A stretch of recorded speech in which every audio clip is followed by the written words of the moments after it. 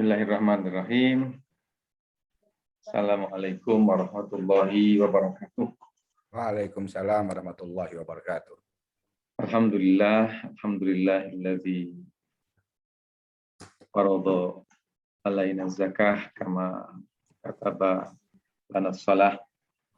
Salatu wassalamu ala khairil bariyah dina wa rasulina Muhammad ibn Abdillah wa ala alihi wa sahbihi wa mawalah wa la hawla wa la quwwata illa billah. Allahumma anfa'na bima 'allamtana wa 'allimna ma yanfa'una wa zidna ilma. Rabbishrah lana sudurana wa yassir lana umurana wa hlul 'uqdatam min lisanatina yafqahu aqwalana. Ila hadratil muhtaramin wal mukarramin minal ulama ajilla wal asatidzah qira'a hujjajil karama. Alhamdulillah wa syukurillah, pada kesempatan pagi hari ini kita mendapatkan kenikmatan yang luar biasa bertubi-tubi. Meski mungkin kita berada di dalam situasi pandemi, musibah dan ujian, tetapi saya sangat meyakini bahwa dalam situasi ini pun kita tidak bisa menghitung nikmat-nikmat Allah. Ini menandakan bahwa nikmat Allah itu begitu banyak. Meski dalam suasana susah, tak mampu kita menghitung. Apalagi dalam suasana normal yang kita rasakan mungkin 10 tahun terakhir, berpuluh-puluh tahun terakhir yang juga sering kita lalaikan. Yang saya hormati, tidak lupa Ketua DKM dan para pengurusnya, Al-Muhtaram wal-Mukarram, Pak Kiai, yang pada kesempatan pagi hari ini menjadi pemimpin pertemuan kita. Mudah-mudahan nanti juga beliau bisa meluruskan hal-hal yang barangkali kurang tepat untuk saya sampaikan. Mohon izin saya langsung menyampaikan, sekedar tes apakah presentasi saya terlihat dengan jelas, Pak Kiai, Bapak-Bapak, Ibu-Ibu. Halo? Jelas, Pak. Jelas ya? Oke, baik. Ada 3 tema yang insya Allah nanti akan kita diskusikan. Yang pertama, kita akan memahami konsep maqasiduz zakah.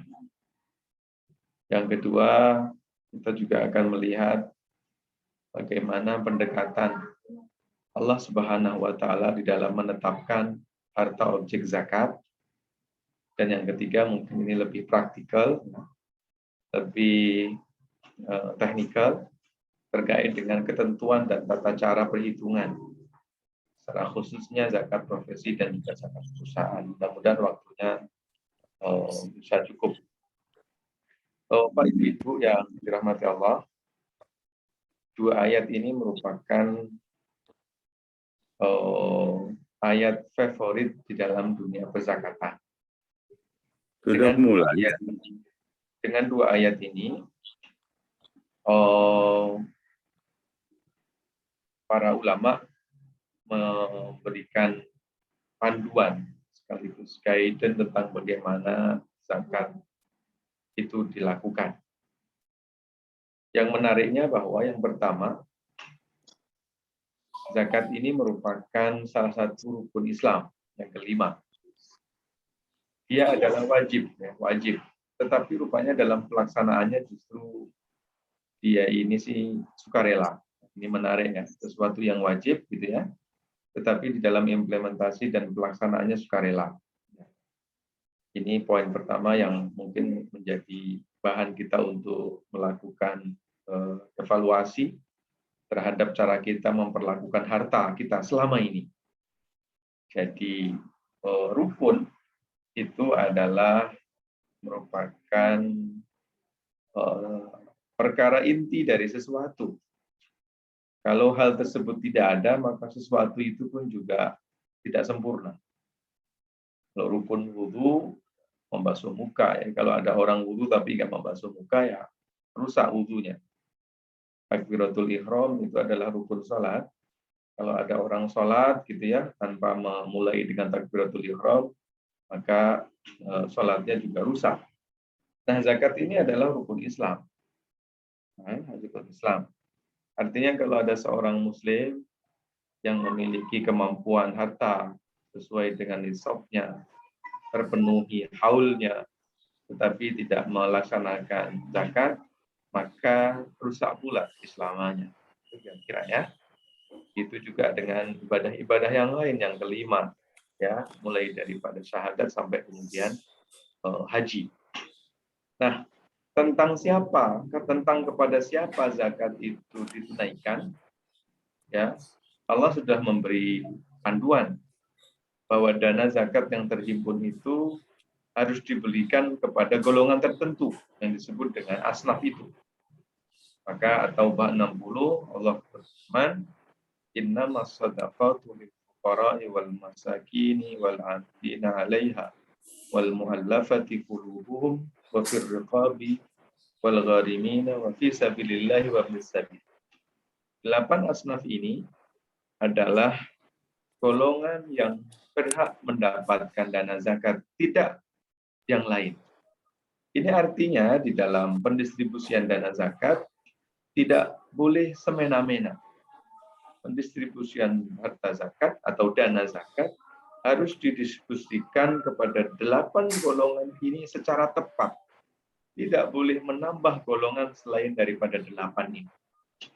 Ini poin pertama yang harus kita pahami supaya kita memiliki kepercayaan tentang bagaimana dana zakat ini dikelola. Yang kedua, tentang siapa, tentang pihak mana, tentang golongan mana zakat ini diwajibkan, Allah juga sudah tentukan. Di dalam At-Taubah 103, Allah menyebutkan khudz min amwalihim shadaqatan tutahhiruhum wa tuzakkihim biha. Jadi zakat itu diambil dari golongan mereka yang kaya. Lantas kemudian Rasulullah misalkan menegaskan di dalam hadisnya ketika beliau mengutus salah seorang sahabatnya untuk berdakwah di Yaman yang bernama As-Sahabi Al-Jalil Mu'adz bin Jabal, maka Rasulullah menyampaikan bahwa wa'alimhum, wahai Mu'adz bin Jabal, ajarkan kepada penduduk Yaman, innallaha subhanahu wa ta'ala iftaradu alaihimuz zakah, bahwa Allah mewajibkan ke atas mereka zakat, tu'khadhu min aghniyaihim, diambil dari kelompok kaya, wa turaddu ila fuqaraihim, dan didistribusikan, dikembalikan kepada golongan miskin. Ini artinya zakat ini adalah rukun Islam yang ketentuan pelaksanaannya itu telah diatur oleh Allah Subhanahu wa taala secara jelas. Tentang siapa yang diambil zakatnya Allah sudah jelaskan. Tentang kepada siapa dana zakat ini distribusikan, Allah juga sudah menyatakan. Tentang siapa yang punya hak untuk menghimpun, mengambilnya dari pembayar zakat, muzaki, dan distribusikan kepada mustahik, orang du'afa, masakin, 8 asnaf, Allah juga sudah tentukan. Nah, maka kemudian disebut dengan amil. Dan amil itu secara khusus oleh Allah Subhanahu wa taala sebut sebagai salah satu di antara 8 asnaf yang berhak untuk mendapatkan dana zakat. Ini artinya bahwa kepada siapa zakat itu diambil tidak boleh sembarangan. Jangan sampai orang yang belum berhak bayar zakat diambil zakat, nggak boleh. Di saat yang sama kalau sudah dana zakat itu terhimpun, maka dia juga harus didistribusikan secara tepat. Tidak boleh didistribusikan kepada sembarangan atau didistribusikan kepada sektor-sektor yang tidak tersebutkan di dalam 8 asnaf, nggak boleh. Pada saat yang sama juga tidak semua orang, tidak sembarangan orang itu juga punya hak untuk menghimpun dana zakat. Nah, jadi tidak boleh. Ini aturannya. Nah, oleh karena ini dalam sejarah kemudian Rasulullah itu sebagai seorang amil. Dalam kapasitasnya sebagai seorang pemimpin, Rasulullah diminta oleh Allah untuk mengambil, khudh, katanya, ambil. Jadi dalam konteks modern, implementasi zakat itu semestinya adalah mengambil, bukan menunggu. Maka ambil zakat semestinya harus proaktif, bukan menunggu. Duduk di belakang meja, kemudian nunggu kaum muslimin untuk membayar zakat. Kenapa? Karena bahasanya adalah bahasa mengambil. Khudh. Bukan tunggu, kamu duduk di masjid, tunggu orang bayar zakat, enggak. Tapi bahasanya adalah khudh, ambil. Ambil. Dan di dalam implementasinya memang Nabi dulu melantik para sahabat, ada yang dikirim ke Yaman, ada yang dikirim ke Syam, ada yang dikirim ke wilayah-wilayah yang lain gitu untuk menghimpun pelaksanaan zakat. Nah, ketika Rasulullah SAW wafat, maka kemudian fungsi keamilan ini diteruskan oleh Abu Bakar. Di dalam implementasinya, Rasulullah dan juga para khalifah pada ketika itu melantik beberapa orang untuk menjadi wakil pemimpin untuk melakukan penghimpunan dana zakat. Nah, oleh karena itu, semestinya penghimpun zakat, penghimpun dana zakat, itu tidak boleh orang sembarangan. Tidak boleh pribadi-pribadi melantik dirinya sendiri untuk menghimpun dana zakat dan mendistribusikan. Ya, kenapa? Karena memang dalam sejarah Islamnya, amil itu adalah seorang pemimpin atau orang yang diberi otoritas oleh pemimpin untuk melakukan pengelolaan dana zakat. Mulai dari penghimpunan, pencatatan, ya, kemudian pemroduktifan, dan kemudian sampai pendistribusian kepada masyarakat. Nah, jadi begitu juga di dalam konteks keindonesiaan. Menurut Undang-Undang tahun 2003, nomor 23 tahun 2011, itu juga disebutkan, ya, tidak diperkenankan melakukan penghimpunan dana zakat atau dana sosial keagamaan lainnya kecuali atas izin dari yang berwenang. Ini artinya baik secara syar'i, ya, ataupun secara kanuni, regulasi kenegaraan, tidak dibenarkan orang itu melantik dirinya sendiri menjadi amil, lantas menghimpun dana zakat, kemudian didistribusikan. Nah, oleh karena itu, secara syar'i maupun secara kanuni, ya, regulasi undang-undang, amil ini adalah wakil daripada pemimpin, wakil daripada negara dalam konteks ini.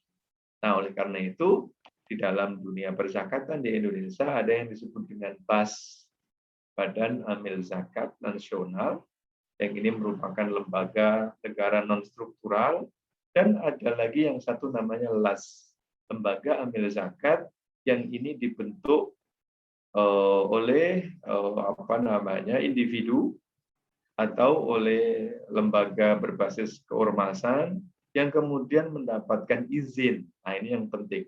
Yang penting mendapatkan izin dari pemerintah untuk melakukan pengelolaan dana zakat. Dengan demikian, baik BAS, NAS, ataupun LAS, ya, itu adalah amil yang resmi. Nah, jadi saya mengatakan tadi, secara syar'i maupun secara kanuni, tidak bisa diterima oleh akli, oleh akal, ada orang melantik dirinya sendiri menjadi amil, lantas melakukan penghimpunan dan pendistribusian dana zakat. Ayat-ayat inilah yang kemudian menjadi legitimasi, begitu juga dalam prakteknya yang kita sampaikan. Jadi ini mungkin pendahuluan yang perlu saya sampaikan, bahwa zakat ini, meskipun dia wajib, tetapi rupanya kondisinya memprihatinkan. Ya, dia menjadi rukun Islam, tetapi rupanya mayoritas kaum muslimin belum memandangnya sebagai satu fundamental, rukun daripada agama, sehingga pelaksanaannya masih sukacita atau sukarela. Ya, bahkan kalau lebih lanjut kita boleh lihat dari kelima rukun Islam itu sesungguhnya yang negara itu diminta betul-betul hadir untuk melakukan pengelolaan ya ini, ya zakat ini. Ya. Dalam konteks rukun yang pertama, misalkan Bapak Ibu syahadat gitu ya. Tidak ada boleh terjadi ada pribadi, kelompok atau bahkan negara itu memaksa seseorang untuk bersyahadat, itu nggak boleh. Nah, bukan hanya pihak berwajib yang melarang, tetapi Allah sendiri, agama Islam sendiri melarang. Jadi tidak boleh ada pemaksaan di dalam agama, termasuk memaksa orang untuk mengucapkan syahadat. Nah, artinya orang diberi kebebasan ya untuk memeluk apa gitu ya. Negara kalau seandainya hadir sebenarnya dalam konteks untuk menjamin kebebasan individu untuk beragama. Di zaman Nabi juga ada orang yang mengambil untuk tidak menjadi pemeluk agama Islam, dan itu nggak masalah begitu ya. Nah, jadi itu. Nah, kalau seandainya negara harus hadir karena mungkin ada penistaan, nah itu akan hadir. Nah, begitu juga dengan sholat. Ya, di dalam sejarahnya kita nggak ngejumpai gitu ya, ada pasukan dari negara yang dia ini berdiri di jalan untuk ngelakuin blok, ya roadblock gitu ya, nanya kamu udah sholat atau belum, gitu ya, mau musafir apa orang sini, nggak ada itu ceritanya, kisah kayak gitu ya. Begitu juga dengan puasa, nggak ada negara itu kemudian melarang atau memeriksa satu persatu setiap rumah orang ini puasa apa enggak, tidak ada begitu. Nah, dari kelima rukun Islam itu nampaknya hanya zakat ini yang memang negara diminta untuk hadir mengelola, ya melalui ayat-ayat ini. Kalau seandainya ibadah haji, mohon maaf Bapak ya, dalam konteks modern negara ini harus mengelola, itu karena tuntutan zaman. Tuntutan zaman. Dulu di saat tahun 50-an ya, atau bahkan mungkin awal-awal abad 20, kakek nenek kita ini pergi ke Mekah tidak dikelola oleh negara ketika dunia belum tersekat-sekat seperti sekarang dengan kedaulatannya masing-masing gitu ya. Nah, sehingga kalau sekarang misalkan negara hadir untuk mengelola, karena memang kita tidak diperkenankan masuk ke suatu wilayah negara tanpa paspor dan tanpa visa. Nah, disitulah hadir negara hadir. Nah, mungkin dalam konteks sekarang negara hadir untuk melakukan penyelenggaraan, ya, melakukan kerjasama dengan pihak sana, kemudian melakukan kontrak nyewa hotel, catering, transportasi dan seterusnya. Tapi sebenarnya itu lebih karena tuntutan zaman. Kalau dulu tidak ada itu.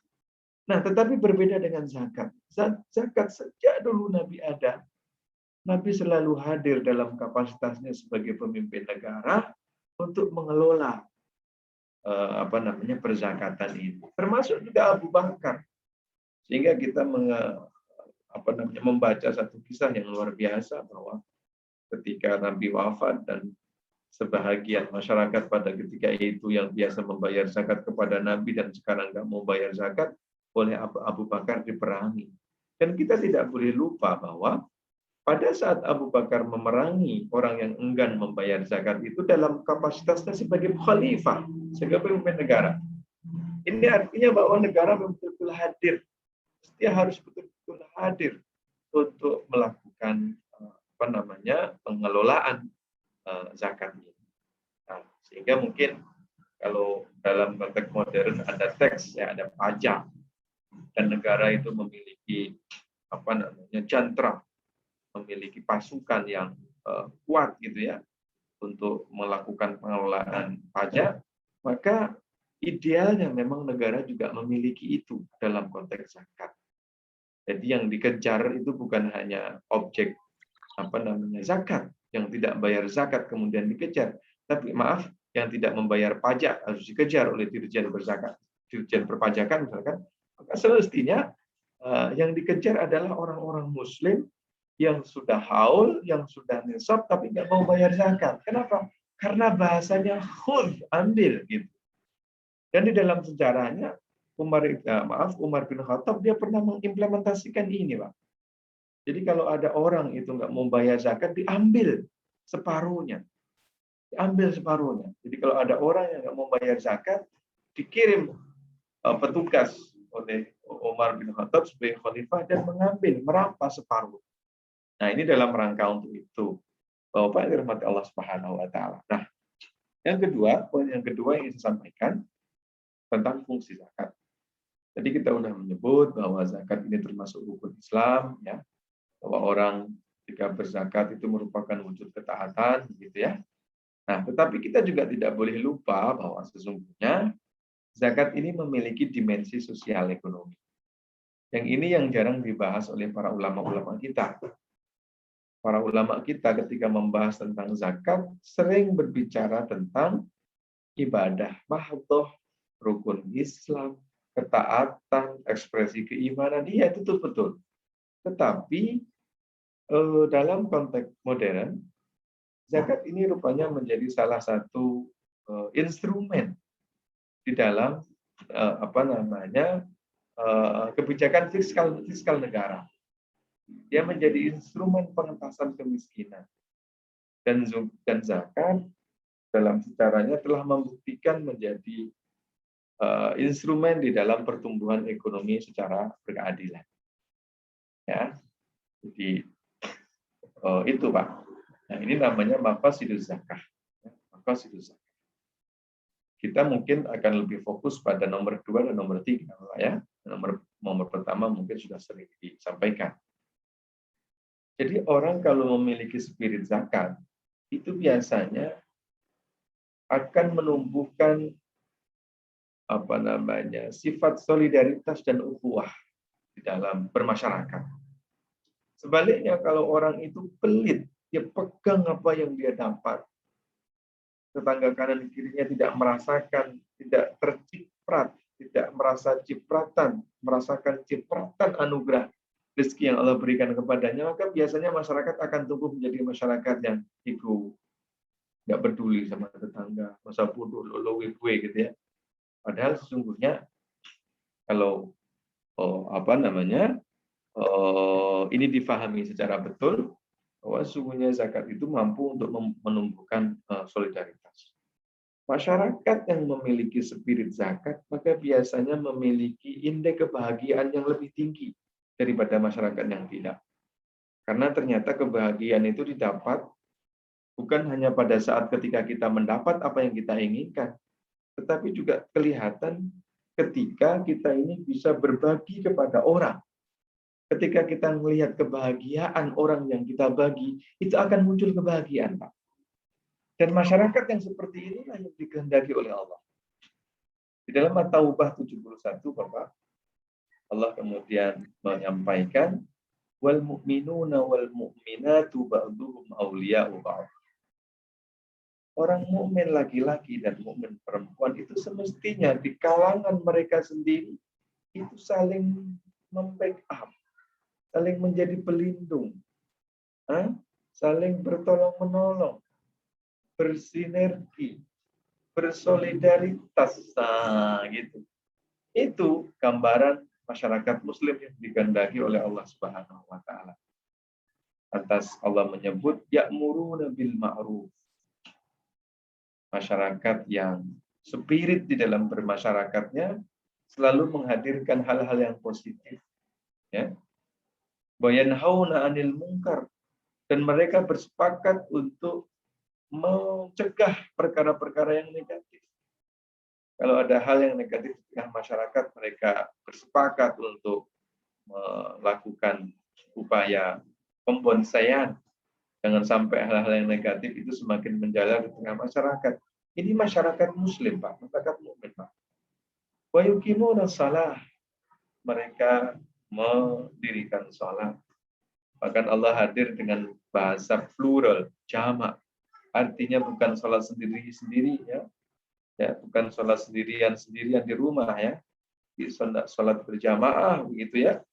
Kemudian wa yu'tuna zakah. Nah, ini yang poin yang kita ambil. Masyarakat yang mereka ini orientasinya membayar zakat, ya. Ini yang pertama. Kita bisa membayangkan kalau masyarakat memiliki pilar-pilar seperti yang disebut di dalam 71 dari At-Taubah, maka subhanallah, indeks kebahagiaan akan meningkat, ya. Tingkat kriminalitas akan turun karena sesama mereka saling backup, saling menjaga, begitu ya. Terus kemudian, nah salah satunya itu adalah membayar zakat. Nah, yang menarik Bapak dari dimensi ekonomi, Allah menyebut ternyata ya, zakat itu menjadi antitesa daripada riba, Pak. Dan ini juga termasuk sesuatu yang jarang dibahas oleh orang, Bapak ya. Bapak dirahmati Allah Subhanahu wa taala. Selama ini kalau kita ini ngomongin riba, ya, pasti melawan riba itu pasti bicara tentang bunga dan seterusnya gitu ya. Kita lupa bahwa sungguhnya salah satu cara yang paling efektif untuk memerangi riba itu adalah dengan gemar membayar zakat. Orang kalau gemar membayar zakat, itu insya Allah dipastikan cara mencari rezekinya itu nggak ada riba-riba. Dipastikan mencari rezekinya yang baik-baik. Kenapa? Sebab sedekah yang kita keluarkan dari harta yang ribawi, yang dari jalan yang tidak benar, itu nggak akan diterima oleh Allah Subhanahu wa taala. Nah, sehingga Allah kemukakan Bapak di dalam surah Ar-Rum ayat 39, wa ma ataitum min riba wa ma ataitum mir riba liyarbu fi amwalin nas fala yarbu indallah. Apa yang kamu berikan dan apa yang kamu dapatkan dari perkara riba yang kamu ingin supaya harta kamu menjadi berkembang dengan riba di kalangan manusia itu, fala yarbu indallah, di hadapan Allah tidak berkembang. Meski mungkin nominalnya bertambah, setiap bulan kamu dapat bunga begitu, tapi itu fala yarbu indallah, di hadapan Allah tidak berkembang. Ya. Yang menariknya setelah ini, Pak, wa ma ataitum min zakatin turiduna wajhallah faulaika humul mudhifun. Adapun ya yang kamu berikan berupa zakat itu, yang zakat-zakat yang kamu berikan yang motivasinya adalah ikhlas karena Allah Subhanahu wa taala, itulah yang berkembang, Bapak. Jadi di awal Allah bicara ribawi dan kemudian diteruskan dengan bicara tentang zakat. Sehingga seolah-olah Allah ingin menggambarkan kepada kita bahwa zakat ini adalah antitesa daripada ribawi. Ekonomi yang dibangun atas spirit zakat. Zakat itu artinya bersih, ya. Jadi artinya kalau nyari untung ya bersih gitu ya, tidak dengan cara-cara yang tidak sesuai dengan syar'i. Kemudian zakat itu artinya berkembang. Jadi ekonomi memang orientasinya harus selalu ada penambahan, perkembangan, ya, perkembangan keuntungan gitu. Tetapi ini ekonomi antitesa daripada ribawi. Nah, ini yang barangkali juga jarang untuk didiskusikan. Jadi mustahil kita ini bisa memerangi riba kalau kita ini pelit. Mustahil kita ini bisa memerangi riba kalau seandainya kita tidak memiliki spirit membayar zakat. Nah, oleh karena itu, kajian para ekonom modern kemudian menyatakan bahwa zakat ini bisa meningkatkan growth of equity. Ya. Jadi bisa meningkatkan pertumbuhan ekonomi melalui pembangunan ekonomi yang berkeadilan. Jadi masyarakat yang bisa merasakan kenikmatan dari saudara lain yang mendapatkan manfaat itu bisa menumbuhkan produktivitas. Nah, saya pernah beberapa kali nganterin orang untuk umroh. Sebagian daripada mereka itu pernah cerita bahwa dia pergi umroh ini dibayarin oleh perusahaannya. Dan ternyata pemilik perusahaan itu bukan Islam. Pemilik perusahaan perkebunan yang itu bukan Islam. Kemudian saya diskusi secara lebih lanjut. Ternyata justru ya produktivitas seorang karyawan ya itu bisa terbangun melalui cara-cara seperti itu. Ya, mungkin kalau orang bukan Islam kan namanya CSR ya. CSR, ya, CSR. Tapi mestinya kalau tokonya itu adalah seorang Muslim, maka semestinya yang dikenal, yang terfikir selain CSR adalah zakat tadi. Zakat tadi.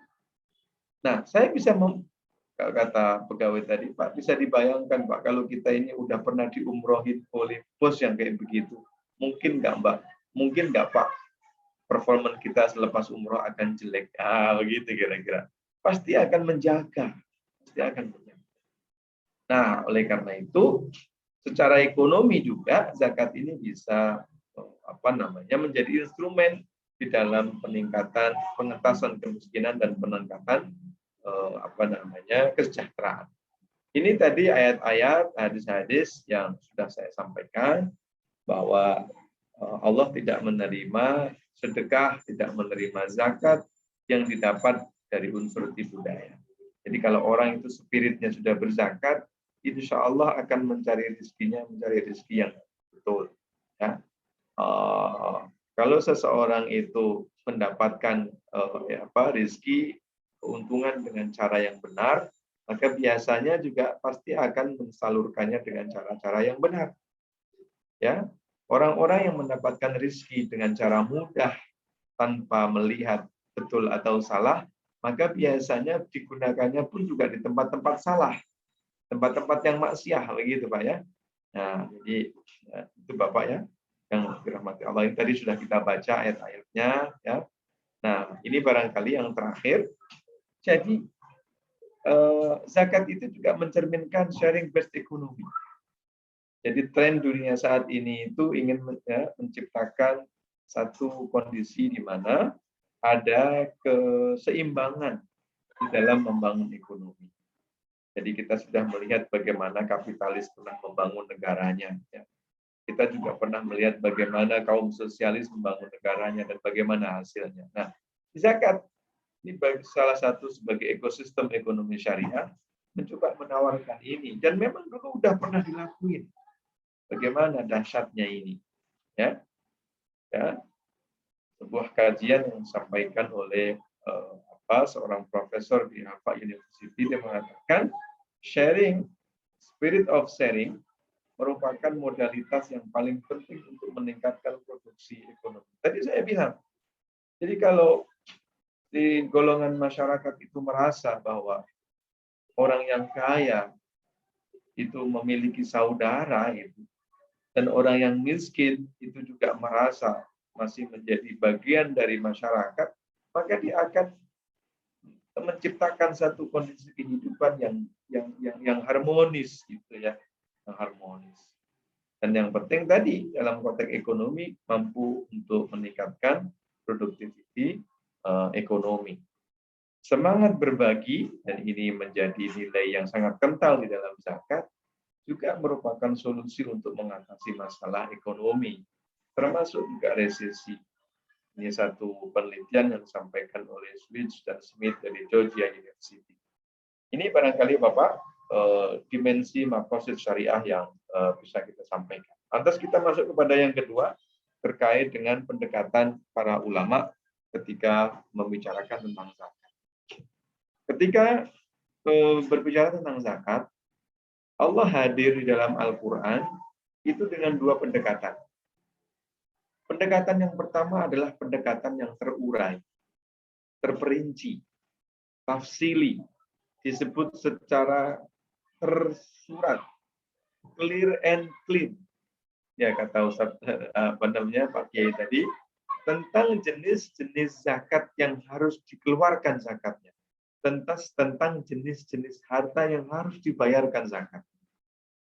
Nah, apa saja yang disebutkan secara terperinci dan terurai ini? Yang pertama adalah emas perak. Artinya objek harta yang bernama zakat dan perak ini harus dikeluarkan zakatnya. A'udzubillahi minasyaitonirrajim. Bismillahirrahmanirrahim.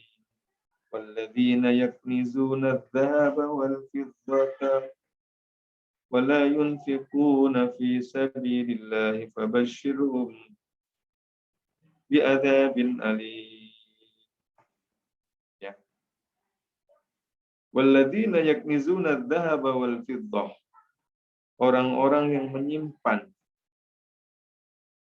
harta berupa emas dan juga perak.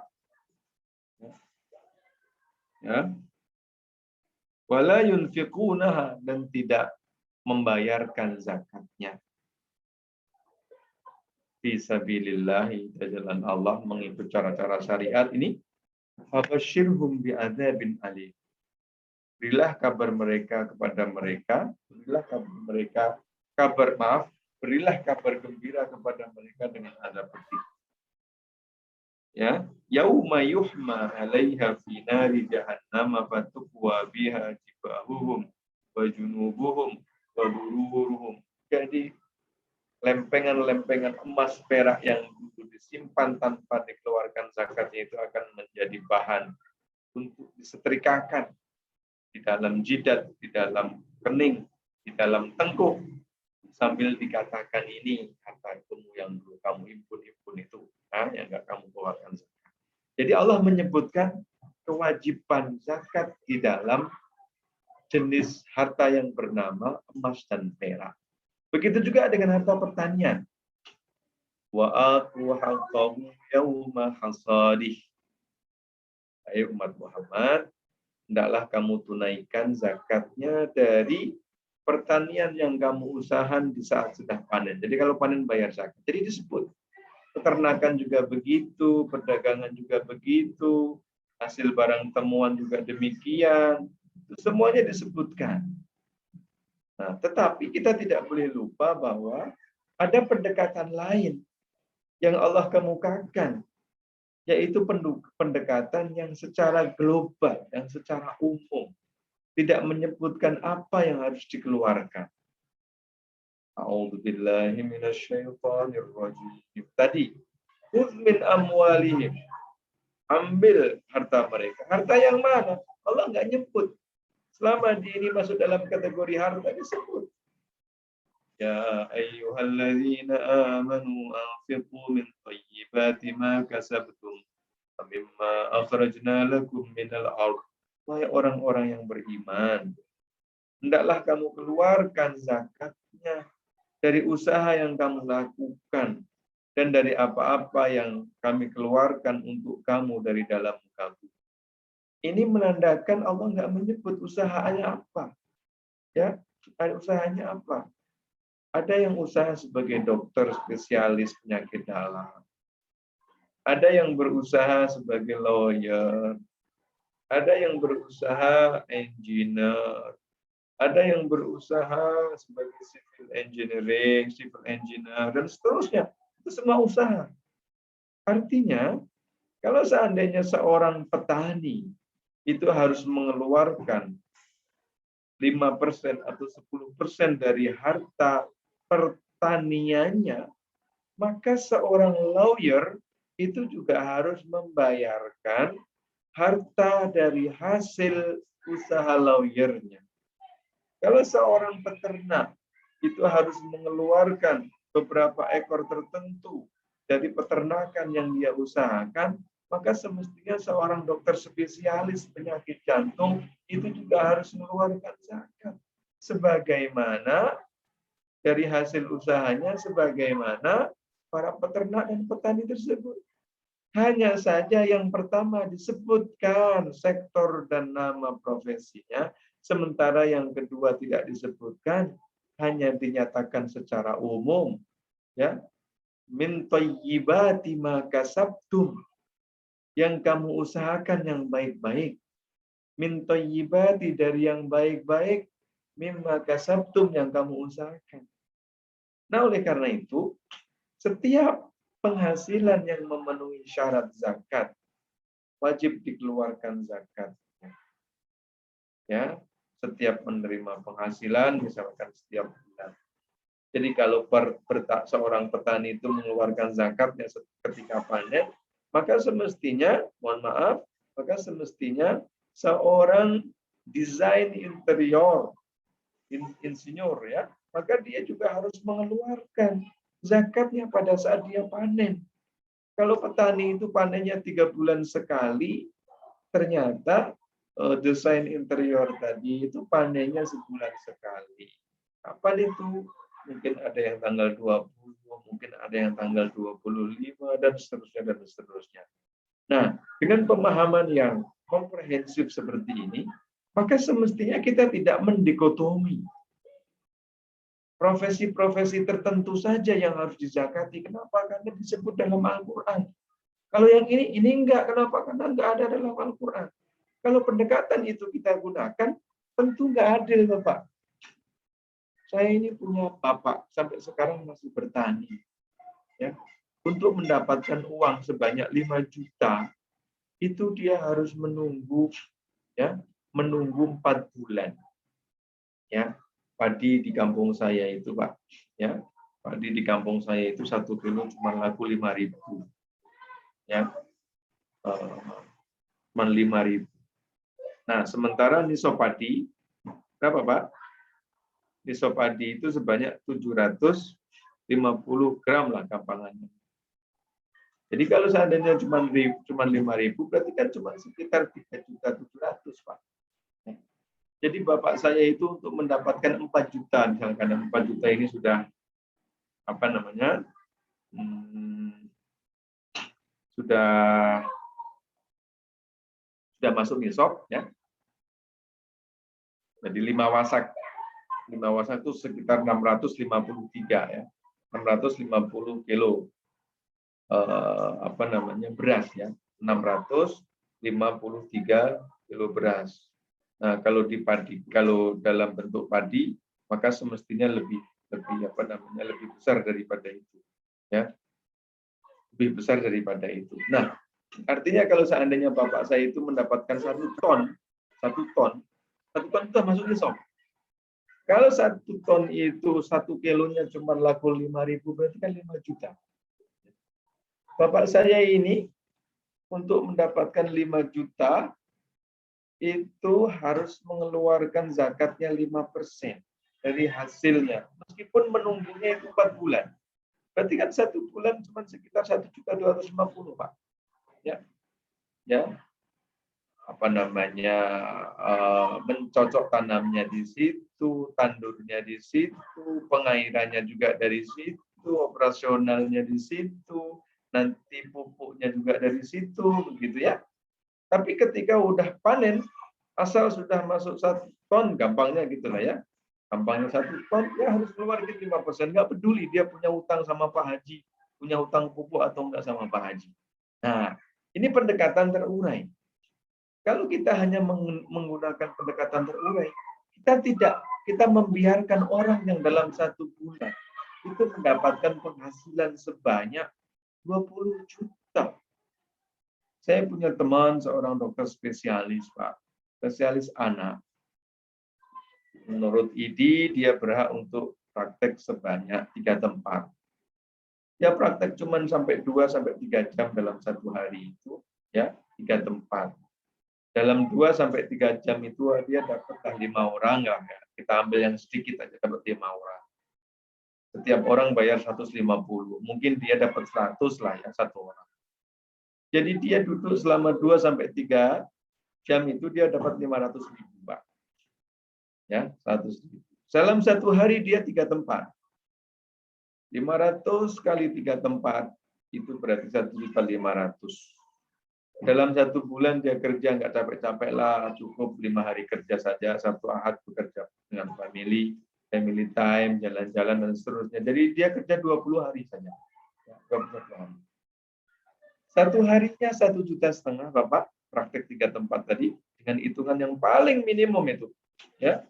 Hampir nggak ada lah seorang dokter anak itu dalam 3 jam cuma melayani 5 anak itu hampir nggak ada ya. Tapi kita itu yang paling murah saja, yang paling sedikit saja. Jadi 1 hari 1,5 juta. Kerja 1 bulan 20 hari. Berarti 30 berapa, Pak? 30 juta Bapak dia dapat dalam satu bulan. Ya, dalam 1 bulan. Sementara Bapak saya tadi itu kerja 3 bulan, 4 bulan dapat 5 juta, 4 juta. Coba bayangkan di mana letak ketidakadilannya kalau seandainya ada bapak saya yang miskin, kita wajibkan bayar zakat, sementara teman saya yang gajinya dalam 1 bulan 30 juta, Pak, kita nggak suruh dia bayar zakat, Pak. Nah, ya enggak? Nah, jadi enggak, ini itu agama tentu nggak kayak begitu. Agama tentu nggak kayak begitu. Nah, oleh karena itu, padahal Rasulullah tadi menyebut zakat itu diambil dari orang yang kaya dan diberikan kepada orang miskin. Dalam konteks kehidupan bapak saya si petani dengan teman saya dokter spesialis itu, Pak, mana yang disebut kaya dan mana yang miskin, Pak? Pastilah yang disebut kaya yang dokter. Bapak saya miskin. Nah, kalau pendekatan kita cepat seperti tadi, justru kita mewajibkan orang miskin untuk bayar zakat, sementara orang yang kaya nggak diperluin bayar zakat. Nah, itu kira-kira Bapak ya. Nah, oleh karena itu, profesi apapun yang memiliki potensi kekayaan, maka dia harus dikenakan zakat. Nah, meskipun di era kenabian tidak ada, karena tentu di zaman Nabi tidak ada profesi yang sedemikian beragamnya seperti sekarang. Ya, di zaman Nabi itu orang tuh terbatas sekali. Orang tuh kalau yang kaya jadi pedagang, yang miskin ya ikut yang kaya. Enggak disebut gajian seperti sekarang, yang ikut dikasih makan aja udah senang. Saya masih ingat Bapak, kakek saya itu di kampung dulu kalau panen jagung, maka jagungnya itu menggunung di rumah. Tetangga kanan kiri itu ikut datang untuk bantu, ya. Dan itu nggak dikasih bayaran. Cuma nanti ketika sudah selesai pulang tinggal dibawain berapa kantong jagung kayak gitu ya, sama-sama ikhlas. Entah akadnya itu membantu atau bekerja enggak gitu ya.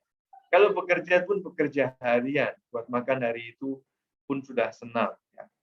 Ya. Apalagi di era Nabi pada saat itu nggak ada profesi beragam seperti sekarang, yang kadang-kadang orang yang tidak memiliki gaji tetap jauh lebih kaya daripada orang yang profesi tetap.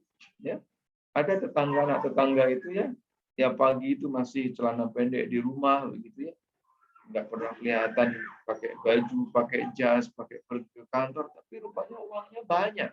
Coba bayangin kalau seandainya spirit fikih kita kayak begitu, cuma suami kita yang setiap pagi pergi pulang malam dapat gaji pun nggak banyak karena sudah harus kita suruh bayar zakat. Sementara tetangga tadi yang dia nggak pernah kemana-mana, kerjain pekerjaannya sambil di rumah kayak koloran, tapi gara-gara begitu Pak. Jadi ini yang disebut dengan maqasiduz zakah tadi. Nah, ini ada satu riwayat disebut di dalam kitab Al-Amwal karya Imam Abu Ubaid bahwa Ibnu Abbas dahulu ketika ada orang yang mendapatkan manfaat dari pekerjaannya, maka kemudian dia mengatakan, hendaknya orang tersebut mengeluarkan zakatnya pada hari ia mendapatkan. Jadi ini kan hampir mirip sama seperti seorang petani yang membayar zakat pada saat panen. Begitu juga dengan Ibnu Mas'ud dari Hubairah bin Barim, di mana Ibnu Mas'ud memberikan kami upah dalam kantong-kantong kecil berisi uang, kemudian mengambil zakat darinya. Ia pun kemudian berkata bahwa Ibnu Mas'ud mengeluarkan zakat dari pendapatan mereka setiap 1.000 sebesar 25, artinya 2,5%, Pak. Artinya setengah 2%. Artinya konsep fikih yang tadi kita bangun itu sesungguhnya bukan sesuatu yang baru-baru banget, tetapi memiliki landasan fondasi dan memiliki legitimasi syar'i yang sangat kuat. Baik dari sudut pandang praktek di kalangan para sahabat, ada Ibnu Abbas, ada Ibnu Mas'ud, ada juga dari Imam Malik, ya, tetapi juga dari sudut pandang maqasidu asy-syariah, ya. Umar bin Abdul Aziz sebagai khalifah juga memungut zakat atas gaji dan hadiah, termasuk harta-harta yang pernah disita pemerintah yang dikembalikan kepada pemiliknya. Ini perjalanan kepemimpinan. Di saat Nabi masih sangat terbatas, Abu Bakar membuka kekuasaan, Umar bin Khattab semakin banyak. Nah ini di saat Umar bin Abdul Aziz sudah semakin kompleks, sudah ada pegawai-pegawai di dalam istana yang dia ini memiliki gaji yang tetap dan seterusnya. Maka kemudian juga terlihat bagaimana upah itu juga ada zakat. Tadi dari aspek perspektif keadilan kita juga sudah sampaikan tentang bagaimana tidak adilnya bapak saya ya, yang kulitnya menghitam, semakin keriput, panas-kepanasan, hujan-kehujanan, nggak peduli dia punya hutang buku atau tidak di tempatnya Pak Haji, di tokonya Pak Haji selama sudah dapat 1 ton maka dia harus membayar zakatnya. Sementara bagaimana mungkin ada lawyer, ada dokter, ada engineer, ada desainer, macam-macam. Ada IT yang dia sekali dapat 1 bulan bisa berpuluh-puluh juta, tapi kemudian tidak disuruh membayar zakat. Nah, gitu Pak ya. Nah, dalam konteks kehidupan bernegara, Peraturan Menteri Agama Nomor 52 Tahun 2014 kemudian menyebut bahwa zakat mal dan zakat fitrah merupakan jenis harta yang harus dizakati. Zakat fitrahnya jelas Pak ya. Nah, sementara zakat hartanya apa saja? Ini ada emas perak, urat berharga, perniagaan, pertanian, peternakan, pertambangan, perindustrian. Nah, ini yang disebut dengan pendapatan dan jasa. Jadi kalau seandainya zakat yang disebut dengan rukun Islam yang termasuk yang kelima, yang disebut sebagai rukun, yang disebut sebagai instrumen finansial negara, mana mungkin bisa terjadi kalau seandainya cuma dengan menggunakan zakat fitrah, Pak? Orang kaya dengan orang miskin itu, Pak, kalau zakat fitrah kan sama saja, ya kan? Cuma 40.000 satu orang, 40.000 ke 60.000, 40.000 lah ya. 1 kilonya kan semahal-mahalnya 15.000. Kita kan 2,5 misalkan kan ya. 50.000.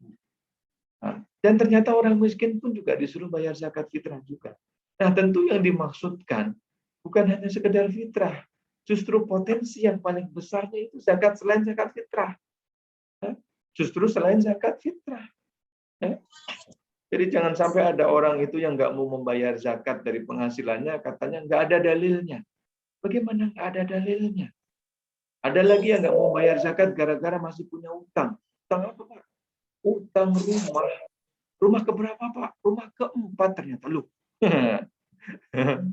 Nah, apartemen gitu. Nah, ini tentu harus diberi kesadaran, ya. Nah, itu barangkali Bapak. Jadi terkait dengan penghitungannya, ya para ulama dulu udah pernah membuat musyawarah pada tahun 84 ya, ini lebih tua dari umur saya, dan juga MUI di Indonesia pada tahun 2009 juga sudah menetapkan bahwa zakat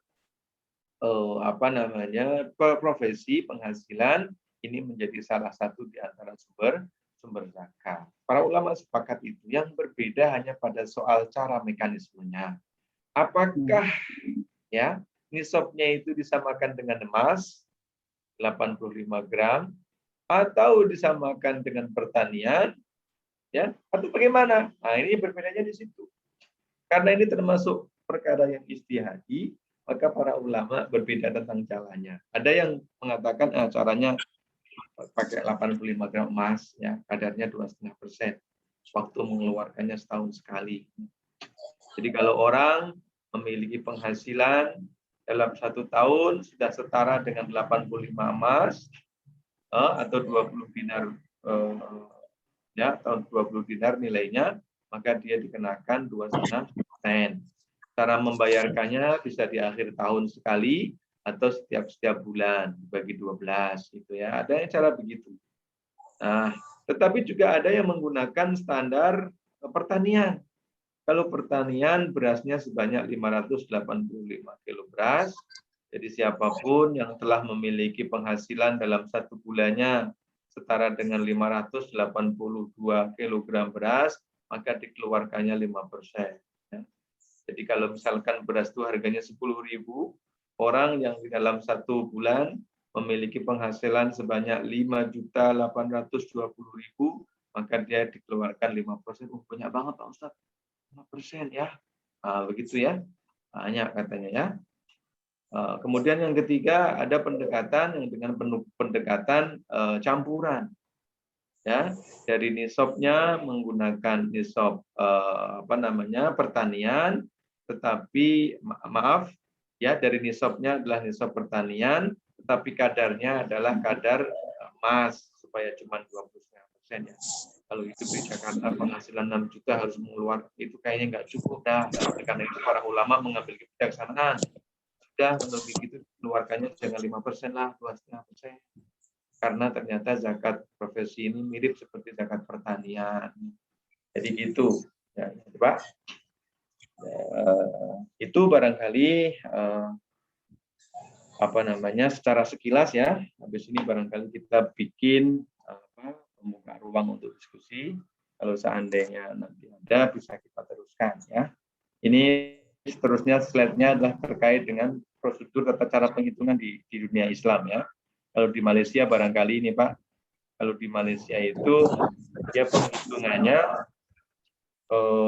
dilihat tahun Pak. Jadi yang pertama seorang suami sebagai kepala rumah tangga itu kira-kira di dalam 1 tahun itu punya berapa pemasukan ya. Begitu juga dengan ibunya. Ya, meskipun ibu itu dia tidak berkewajiban mencari nafkah, tetapi ada potensi penghasilan di situ ya. Begitu juga dilihat juga dari anak tanggungannya, istri berapa kebutuhan hidupnya, anak berapa kebutuhan hidupnya, ya. Dan standar ini dia biasanya ditetapkan oleh pemerintah. Jadi orang yang hidup di negara bagian Selangor misalkan, dalam 1 bulan itu kira-kira berapa budget living cost-nya dan seterusnya dalam 1 bulan. Nah, jadi ditentukan. Nah, jadi kalau ada seorang kepala rumah tangga itu memiliki penghasilan, misalkan dalam 1 bulan itu 600.000 ringgit, ya, dan memiliki 1 istri dan 1 anak, maka dihitung berapa biaya bapak, berapa biaya ibu, dan berapa biaya anak, gitu ya. Nah, biaya-biaya itu diakumulasikan, dia menjadi pengurang dari penghasilan suami. Kalau penghasilan suami itu 6.000 kali 12, maka 72.000 dikurangin kebutuhan tersebut, baru dikali 2,5%. Ya, dengan demikian maka dalam 1 tahun dia membayar 1.500. Kalau membayar sekali berat bisa dibayar per bulan. Jadi 1.500 dibagi 12 bulan, jadi sekitar berapa? 135-an per bulan. Ini cara-cara yang terimplementasikan di dalam dunia Islam. Saya rasa itu Bapak yang bisa saya sampaikan. Terima kasih. Assalamualaikum warahmatullahi wabarakatuh. Waalaikumsalam warahmatullahi wabarakatuh. Terima kasih Bapak Ustadz atas pemaparan tentang fikih zakat kontemporer. Kalau semua orang kaya itu membayar zakatnya, insya Allah perbedaan gap ya tidak terlalu melebar barangkali antara kaya dan miskin. Namun demikian, seandainya kalau kita presentasikan antara jumlah orang kaya khususnya di Indonesia dengan jumlah orang miskin, tentu lebih banyak yang miskin, Ustadz ya. Nah, sekiranya semua membayar, apakah itu bisa tujuan kontemporer ini bisa tercapai? Baik, Bapak dan Ibu sekalian, saya ingin menyapa yang baru hadir, Bapak Profesor Nahlawi Jalal, Ibu Suci, Bu Yanti Anton, juga Ibu Nina Wijayanto, Eti Kurniati, Ibu Hati Ningsi, Ibu Eli Mansur Adi Sabaris, dan Bapak Munadi. Selamat datang dan selamat bergabung bersama kami. Baik Bapak dan Ibu sekalian, sedikit kesimpulan yang tadi telah disampaikan oleh Bapak Ustadz, bahwasanya ada golongan yang menerima, jelas bahwa adalah bagian daripada surat at-taubah yang tadi sudah disampaikan. Juga siapa yang harus bayar zakat, yaitu adalah orang-orang kaya. Sifatnya di sini adalah mengambil, tadi kata Ustadz, ya, bukan menunggu. Mungkin mengambilnya ini barangkali seperti apa mekanismenya Ustadz, ya. Selama ini kita banyak menunggu fasib lah, kira-kira begitu, ya. Kemudian dimensi maqasid az-zakat tadi juga sudah dijelaskan, yaitu antara lain keimanan. Masalah keimanan tadi juga telah didukung oleh teks-teks syariat, juga menumbuhkan rasa sosial dalam masyarakat. Hal ini adalah dimensi sosialnya. Didukung juga oleh ayat-ayat dan hadis-hadis. Begitu juga ada ekonomi, ya, dimensi ekonominya. Dari aspek ekonomi ini tadi sudah dijabarkan, yaitu bagaimana kita bisa semangat berbagi dalam konsep ekonomi, atau dengan kata lain berbagi profit, Ustadz, atau sharing profit, bisakah? Karena nggak semua orang kaya bisa profit, Ustadz. Kadang-kadang loss-nya ada juga, gitu kan, ya. Baik Bapak dan Ibu sekalian, kami persilahkan untuk langsung berinteraksi kepada Bapak narasumber, ya, untuk lebih jelas lagi lah, kira seperti itu. Silakan Bapak, Ibu, mungkin dari Bapak-bapak dulu, silakan. Assalamualaikum warahmatullahi wabarakatuh. Waalaikumsalam warahmatullahi wabarakatuh. Dari siapa dan di mana? Saya Munadi dari Depok. Ya, maaf saya bertanya demikian karena memang audiensi kita ini dari berbagai macam daerah, Pak Munadi. Ya, terima kasih, silakan. Ya, Pak Kiai, ini mohon maaf kalau pertanyaannya agak sedikit mungkin salah gitu. Yang pertama adalah sejak diberlakukannya peraturan Menteri Agama mengenai zakat dan sebagainya, itu sampai sekarang jumlahnya sudah seberapa triliun atau apalah gitu ya. Kemudian pengelolaannya seperti apa, dan apakah itu juga diadakan audit di dalam keuangan itu, karena jumlahnya menurut perkiraan saya itu akan besar sekali. Lalu kegunaannya untuk apa? Itu yang pertama. Yang kedua, kita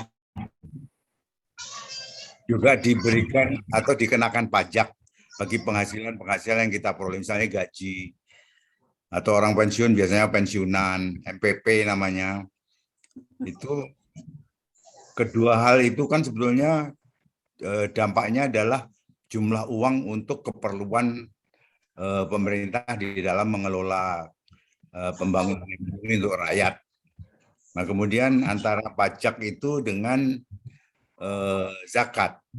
Misalnya seseorang dengan gajinya tiap bulan pasti dikenakan pajak, dan pajaknya mungkin lebih dari 2,5%. Kemudian di sisi lain dikenakan juga zakat, misalnya 2,5% yang seperti tadi Pak Kiai katakan.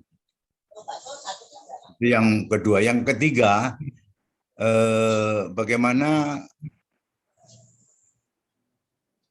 keadaan misalnya suatu negara. Kalau di Malaysia itu kan struktur pemerintahnya kan memang negara Islam, sehingga pengelolaannya lebih terlihat, dananya itu kemana, dipakai untuk apa dan sebagainya. Ada satu komando untuk pengelolaannya ini. Sedangkan kalau di Indonesia kan struktur kenegaranya berbeda. Nah, ini bagaimana Pak Kiai memberikan penjelasan. Terima kasih. Assalamualaikum warahmatullahi wabarakatuh. Waalaikumsalam. Langsung saja Pak. Iya, baik, terima kasih. Yang pertama Bapak, terkait dengan Undang-Undang 23 tahun 2011 dan juga peraturan Menteri Agama tadi. Jadi sampai saat ini memang pembayaran zakat itu masih belum bersifat compulsory, ya. Jadi masih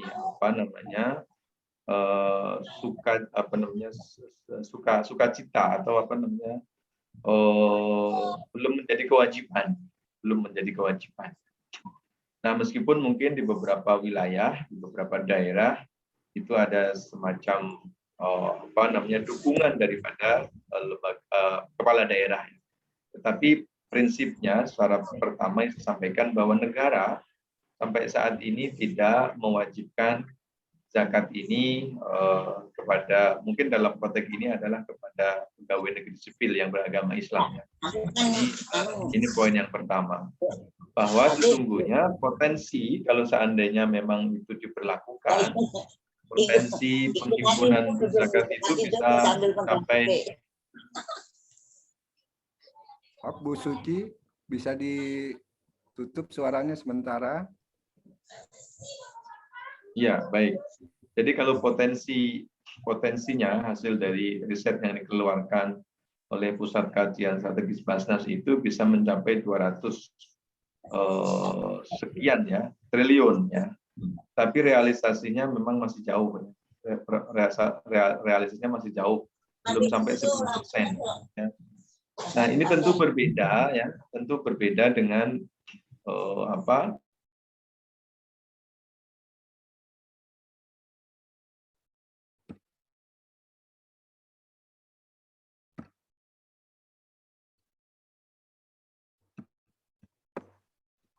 Pak Ustadz, kepencet Pak Ustadz.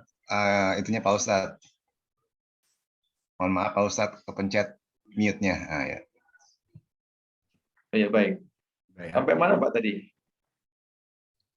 Di dunia Islam ya, di dunia Islam, di negara-negara misalkan kayak Saudi, Qatar, Kuwait, ya, Bahrain, itu salah satu di antara kewajiban yang harus ditunaikan oleh perusahaan itu adalah membayar zakat perusahaan. Jadi kalau ada perusahaan yang tidak membayar itu otomatis akan mendapatkan sanksi, begitu kira-kira. Nah, sehingga seorang CEO atau seorang direktur utama dia menjadi wakil untuk membayarkan zakat bagi pemegang sahamnya. Jadi sampai sedemikian. Tentu di Indonesia bukan kebijakan itu yang diambil. Ya, itu yang pertama. Yang kedua adalah terkait dengan auditnya. Ya, betul. Jadi lembaga-lembaga yang terdaftar, ya, baik di tingkat daerah maupun provinsi maupun yang level nasional, mereka ini diaudit ya oleh kantor akuntan publik. Dan di saat yang sama ada audit dari Itjen Kementerian Agama. Kalau yang audit tahunan tadi oleh KAP, sementara yang dari Itjen itu biasanya akan dilakukan pada saat perpanjangan izin. Jadi lembaga zakat nasional, ya mungkin saya sebut nama seperti misalkan Dompet Duafa, kemudian Darut Tauhid, kemudian Al-Azhar, kemudian ada banyak, ada sekitar 20-an lebih lah ya yang nasional. Ini mereka teraudit, ya teraudit karena memang mereka ini beroperasi secara resmi dan mendapat pengakuan daripada negara. Nah, yang mungkin tidak bisa diakses itu adalah lembaga-lembaga zakat yang tidak berizin. Yang sesungguhnya menurut Undang-Undang 23 tahun 2011 itu mereka tidak diperkenankan dan sesungguhnya bisa dilakukan delik pengaduan dan bisa sampai ke meja hijau. Ya. Jadi tidak diperkenankan untuk melakukan penghimpunan zakat, infak sedekah dan dana sosial keagamaan lainnya, ya tanpa kebenaran. Artinya kalau seandainya, tapi memang belum pernah terjadi ya. Kalau seandainya ada orang melakukan penghimpunan sementara dia tidak memiliki otoritas untuk itu, semestinya bisa dilakukan upaya hukum ya untuk itu. Ini mungkin poin yang pertama Bapak ya. Jadi kita masih memiliki mungkin PR ya yang agak besar untuk terus melakukan sosialisasi dan penyadaran kepada masyarakat ya. Meskipun negara tidak mewajibkan, tetapi sebagai umat Muslim kita memiliki kewajiban itu. Nah, dalam konteks tadi terkait dengan pajak, disinilah mungkin ya karena negara memang belum bisa melakukan integrasi terhadap kebijakan zakat dan pajak, maka saya sebagai guru agama yang menjawabnya secara normatif. Kalau pajak tadi itu adalah kewajiban warga negara, ya, sementara zakat ini kewajiban agama. Nah, semestinya ketika kita tidak bisa belum bisa menikmati kebijakan integratif di antara dua kebijakan itu, maka semestinya kita lakukan secara bersamaan. Ya, artinya kalau bayar zakat itu mungkin yang penting bayarlah, apa karena ikhlas atau terpaksa, yang pasti terbayar kan. Dan itu nilainya pasti lebih besar daripada zakat. Kalau zakat kan cuma 2,5% gitu ya. Jadi itu mungkin. Nah, tentu sebagai seorang individu yang muslim yang hidup di negara ini, tentu kita berharap agar zakat ini sesungguhnya sebagai substitusi daripada pajak. Kalau seandainya pajaknya itu misalkan 5% gitu ya tinggal 2,5% lagi yang ditunaikan. Karena 2,5% lagi juga sudah ditunaikan, dan sesungguhnya distribusinya juga untuk untuk perbaikan ekonomi negara. Meskipun melalui fakir miskin ya, melalui orang yang berhutang gitu ya. Nah, tapi kalau pajak kan mungkin penggunaannya lebih luas untuk infrastruktur dan seterusnya gitu Pak ya. Itu barangkali yang saya tangkap dari pertanyaan Ayahanda Pak Munardi tadi. Ada satu lagi yang mungkin belum apa Pak ya? Suaranya dibuka Pak Mu? Ya. Lanjut. Cukup. Assalamualaikum. Ada Ya. satu lagi, kalau seperti di negara Malaysia kan struktur negaranya berbeda dengan kita. Artinya Oh iya. dasar negaranya itu kan berbeda. Betul. Sehingga di dalam pengenaan zakat itu seolah-olah ya memang suatu kewajiban yang harus dipenuhi seperti kalau di kita membayar pajak begitu. Betul Pak, betul. Nah, ini Jadi seperti kalau gimana itu? betul. Karena apa? Masalah-masalah yang di kita mungkin lebih rumit dibandingkan dengan mereka begitu, Pak. Terima kasih, Pak. Ya, baik, terima kasih. Jadi betul Pak Ayahanda. Jadi kalau di Malaysia zakat itu bisa menjadi substitusi bayar pajak ya. Kalau di kita hanya sebagai pengurang. Artinya pembayaran zakat itu sebagai salah satu variabel pengurang gitu ya. Jadi kalau di Malaysia itu bisa menjadi kalau seandainya kewajiban pajak itu misalkan 6% gitu ya, 6%, dan kita telah membayar zakat sebanyak 2,5% di lembaga yang resmi, maka tadi bukti pembayaran zakat tadi itu bisa kita upload di dalam sistem taksasi itu, kemudian nanti akan menjadi pengurang. Jadi tinggal dikurangin saja yang belum gitu kira-kira gitu. Nah, tapi kalau di kita belum sampai ke tahap itu. Jadi kalau soal rumit dan tidak rumit ya saya rasa masing-masing negara memiliki kerumitan masing-masing. Tapi yang pasti karena negara Malaysia itu demokrasi yang agama itu raja-raja itu menjadi pemangku agama dan memiliki kekuatan perundang-undangan yang lebih luas dalam konteks agama Islam gitu ya. Maka mungkin itu bisa dilakukan ya. Tapi kalau di Indonesia nampaknya tidak menjadi pertimbangan hal seperti itu. Tentu para penggiat zakat ya, para ulama selalu mencoba untuk melakukan jalur-jalur yang konstitusional gitu ya, untuk menuju ke arah sana. Saya rasa itu Pak, karena di Malaysia itu masing-masing negeri, masing-masing negara bagian ya, itu memiliki otoritas agama sendiri-sendiri. Misalkan soal nisab Pak ya, soal nisab. Yang gampang mungkin gini. Soal zakat fitrah. Masing-masing negeri, negara bagian, itu majelis agamanya menentukan berapa zakat fitrah di negeri ini. Sehingga sangat memungkinkan antara satu negeri dengan negeri yang lain itu berbeda. Ya. Kalau di kita yang bikin berbeda itu kan kadang-kadang karena keputusan, keputusan NU sama Muhammadiyah berbeda misalkan. Antara lembaga zakat ini dengan lembaga zakat itu berbeda. Kadang-kadang masjid ini dengan masjid itu berbeda gitu ya. Tapi kalau di Malaysia karena agama ini menjadi tanggung jawab raja yang berdaulat, yang berkuasa penuh di dalam penataan dan pengelolaan agama, maka melalui majelis agama di masing-masing negara bagian inilah yang akan menentukan berapa nisab zakat mal bagi negara ini. Berapa apa namanya, takaran beras. Ya, kalau takaran beras mungkin sama ya, tapi soal harganya yang mungkin berbeda. Nah, itu masing-masing negara memiliki otoritas. Begitu juga, Pak. Kalau seandainya saya hidup di negara Malaka, mendapatkan lisensi untuk ceramah di Malaka, tidak serta-merta kemudian saya juga bisa ceramah di negeri Selangor. Nggak bisa, Pak. Nanti saya bisa ditangkap kalau seandainya ada orang yang melaporkan. Ya, orang lisensinya cuma di negeri Malaka kok bisa ceramah di apa namanya, negeri-negeri lain, ya. Tentu dalam konteks secara umum saya rasa masing-masing negara memiliki kekurangan dan kelebihan, gitu ya. Kalau di Indonesia ini kan siapa saja bisa jualan, siapa saja bisa pegang mic, bisa naik mimbar, gitu kira-kira kan. Oh, kalau di Malaysia jangan nggak mungkin terjadi. Ada terjadi itu seorang ahli parlemen itu dia tidak memiliki izin untuk berceramah, ya, maka ketika berceramah dia ketangkap dan harus berurusan dengan pengadilannya. Jadi sampai sebegitu, Pak, ya.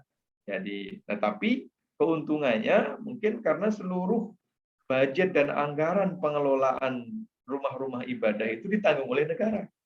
Imamnya, muadzinnya, termasuk tukang kebersihannya. Tapi kalau di Indonesia kan enggak. Artinya kalau seandainya Indonesia mau mengambil cara itu, ya pasti masyarakat nggak mau, lu ngasih juga kagak, ngatur kan, gitu ibaratnya kan. Masjid gua sendiri bangun gitu kan, operasional juga lu nggak pernah mikirin. Nah, kalau di sana sampai khutbah Jumat itu kita tinggal mendownload, Pak, dari Majelis Agama. Jadi kita tidak bisa membawa topik selain daripada yang ditentukan. Jadi seluruh masjid di negara tertentu itu akan khutbahnya sama, akan khutbahnya sama di negeri itu. Kalau di kita kan beda RT beda judul, Pak, kadang-kadang, Pak, ya. Beda gang beda. Jadi memang kita memiliki kondisi yang berbeda. Nah, oleh karena itu kita perlu menerapkan ada tiga aman.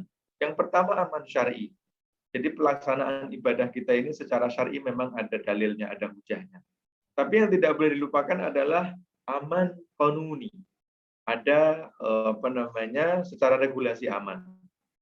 Jadi dalam konteks zakat tadi kan regulasi antara Malaysia, Brunei Darussalam, kemudian Saudi, Kuwait, itu kan nggak sama dengan regulasi yang ada di Indonesia. Ini juga harus kita perhatikan. Ya. Dan yang ketiga adalah tadi aman dari sudut pandang implementasinya. Itu barangkali Bapak komen dari saya. Terima kasih. Ya, Pak Munadi, mudah-mudahan sudah dapat pencerahannya. Mungkin yang Terima kasih, Ustadz Pak bilang Ustadz. tadi juga bahwa yang namanya normatif itu pasti tidak berubah dari sejak dulu sampai sekarang. Namanya juga normatif, yaitu teks-teks Al-Quran dan hadis-hadis Rasulullah. Yang menjadi masalah kontemporernya, kira-kira begitu Ustadz, ya. Dari satu negara ke negara yang lain dalam menetapkan sebuah keputusan tentu tidaklah sama. Nah, oleh karena itu saya simak tadi apa yang Ustadz tampilkan.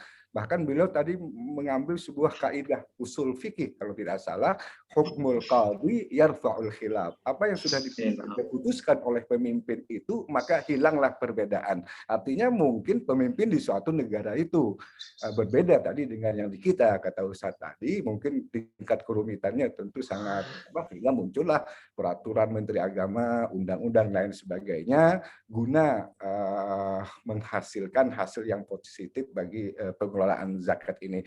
Baik, ada pertanyaan dari Zoom. Ustadz. Ya, sebentar. Ustadz, saya mau bertanya, Ustadz. Nggih. Tapi sebelum Ibu bertanya, saya akan bacakan dulu ada pertanyaan melalui ruang chat ya, Ibu ya. Nuwun sewu sangat. Ya. Monggo, Ustadz. Ya, Assalamualaikum Pak Ustadz. Waalaikumsalam. Dari siapa ini? Dari Ibu Dika. Oh, baik. Pertanyaannya, pada aplikasi kalkulator zakat profesi, ketika dimasukkan jumlah gaji, lalu muncul keterangan zakat belum memenuhi nisab. Ini maksudnya apa, Pak Ustadz? Mohon penjelasannya. Ya. Habis ini langsung ya, Bu Nina nanti ya. Baik, terima kasih. Baik, Ibu, terima kasih. Tadi saya sempat menyebutkan ada beberapa pendekatan yang diambil oleh para ulama di dunia Islam di dalam menentukan, di dalam menghitung. Mohon maaf. Minum dulu Ustaz ya. Di dalam menghitung zakat profesi. Nah, tadi saya menyebutkan paling tidak ada 3 pendekatan ya. Yang pertama adalah pendekatan emas dan perak.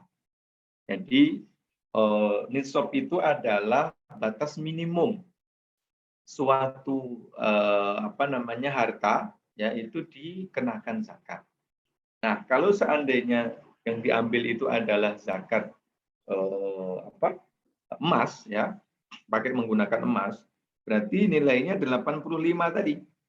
Kalau seandainya sekarang misalkan harganya itu 120.000 emas ya, itu dikalikan 85. Berarti 78.200. Nah, 72.800 ini dalam konteks zakat profesi ini kan selama setahun. Berarti kan dibagi 12. Berarti kira-kira kalau seseorang itu di dalam 1 bulan memiliki gaji sebanyak 6,5 juta, maka dia berkenaan atau berapa tadi? Atau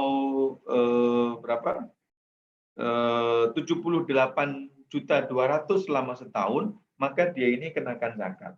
Jadi ini pendekatan pertama. Nah, kalau pendekatan yang kedua misalkan beras ya tinggal berasnya misalkan sekitar 582 ya dikalikan 10.000 misalkan 10.000 maka sebanyak 5.820. Jadi kalau seseorang itu dalam 1 bulan memiliki gaji sebanyak 500.820 maka dia diperkenankan maka dia diwajibkan untuk membayar zakat.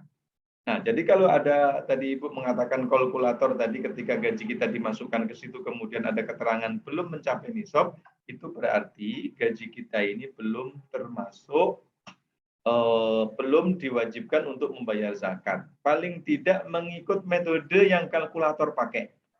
Nah, kan saya nggak tahu nih Ibu pakai kalkulator mana ya. Karena biasanya lembaga-lembaga zakat itu memiliki kalkulator. Dan masing-masing lembaga itu biasanya memiliki metode yang tidak keluar daripada 3 tadi. Kalau kita hitung antara beras dengan emas kan berarti lebih mahal emas Bu ya. Nah, tapi sebagian ada yang mengambil pakai cara beras, ada yang mengambil pakai cara emas. Kalau menggunakan cara beras, dia belum kalau menggunakan cara emas dia belum dapat, belum termasuk yang wajib. Tapi kalau memakai dengan pendekatan beras dia udah bayar zakat kan begitu.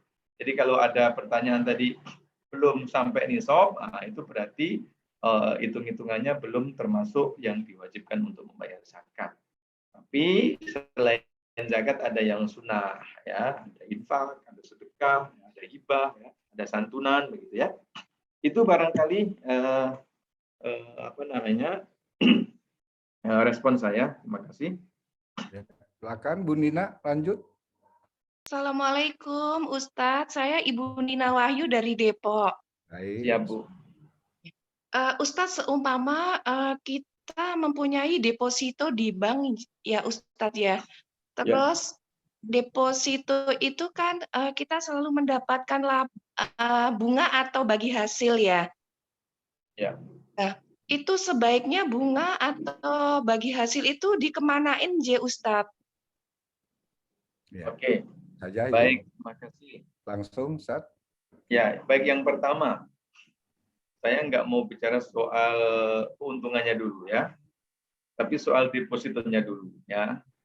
Bu Nina ini punya deposito di Bank Muamalat, punya deposito di Bank Syariah Indonesia, punya deposito di BCA Syariah gitu ya. Nah, deposito banyak banget emang Bu Nina ini saya tahu. Nah, semua deposito tadi itu diakumulasikan Ibu. Jadi semua deposito termasuk yang tabungan, termasuk yang pokoknya yang simpenan, yang apa semuanya ya. Simpenan Bu Nina ya, bukan Pak K. Saifuddin, bahaya nanti. Itu dihimpun semuanya. Kalau nilainya sudah lebih daripada setahun, mencapai setahun, nah ini namanya haul. Nah itu kalau seandainya sudah lebih daripada nilai 85 gram, tadi berapa duit tadi? Sebentar ya, saya hitung lagi.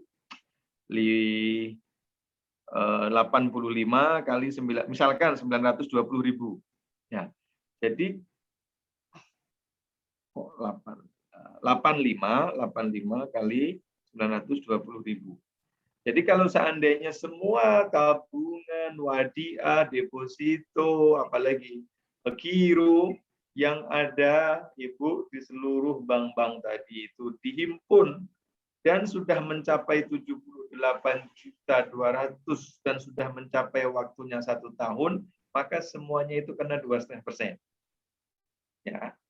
Jadi nggak usah ngomongin keuntungannya, Bu. Itu termasuk keuntungannya di sini kan udah ketahuan nanti kan. Nah, jadi kalau ditanya keuntungannya mau dikemanain, ya harus dikeluarkan. Bahkan yang dikeluarkan bukan hanya keuntungannya saja, tetapi juga asetnya secara keseluruhan. Jadi kalau ada ibu punya 85 gram emas di brand khas gitu, kan setiap tahun harus dikeluarkan 2,5%, Bu. Nah, cuman kan nggak mungkin ibu nyuil atau malu berapa 2,5% daripada itunya. Nah, caranya bagaimana? Caranya tinggal dikalikan kira-kira tahun ini itu berapa harga emasnya. Kalau harga emasnya 950, ya berarti tinggal dikalikan 950.000 kali 85 gram emas kali 2,5%. Berarti Ibu akhirnya mengeluarkan berapa, Bu? Ya, 950.000 kali 85 gram emas. Jadi kan berarti kan tahun ini berarti wajib pajaknya, wajib zakatnya 80 juta. Ini dikalikan 0,25%. Berarti kira-kira Ibu mengeluarkan, kok nggak keluar? 80.750 kali 2,5% sama dengan 2 juta. Kira-kira 2 juta itu keluarnya. Nah, kalau 2 juta itu keluarkannya banyak nggak, Bu? Dari 85 juta. Nah, banyak juga ya. Nah, ya kalau hartanya makin banyak ya memang zakatnya makin banyak.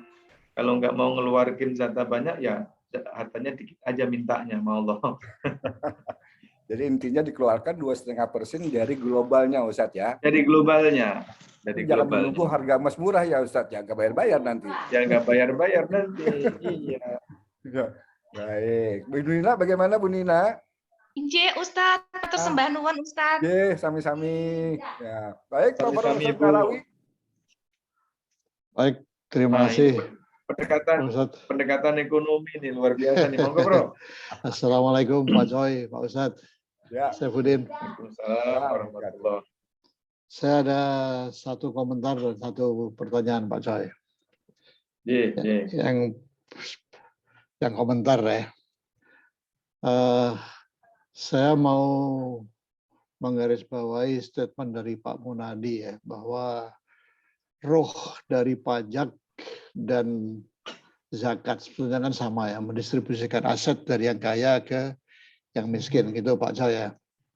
Nah, alangkah baiknya Pak Choi kalau itu bisa diintegrasikan di Indonesia, itu sangat memudahkan bagi orang Muslim yang mau bayar pajak, mau bayar zakat. Kalau memang bisa Pak Choi, bisa diupayakan. Itu yang pertama. Yang kedua, masalah pengenaan zakat ya bagi barang dagangan. Saya mohon maaf kalau tadi sudah dibahas ya Pak Choi ya. Tadi saya sempat mendengarkan Pak Choi bahwa kalau produk pertanian itu pajaknya pada saat panen langsung dikeluarkan gitu Pak Choi tadi ya. Kemudian kalau gaji, orang yang bergaji pajaknya ya dihitung akumulasi setelah 1 tahun, setelah dikurangi kebutuhan dan masih mencapai nisab baru dipotong 2,5% gitu ya. Nah, kalau untuk barang dagangan seperti apa Pak Choi? Misalkan saya dagang lukisan. Lukisan itu kalau antik makin mahal Pak Choi. Jadi saya tungguin sampai bagus gitu ya. Nah, pada saat dagangan itu belum laku,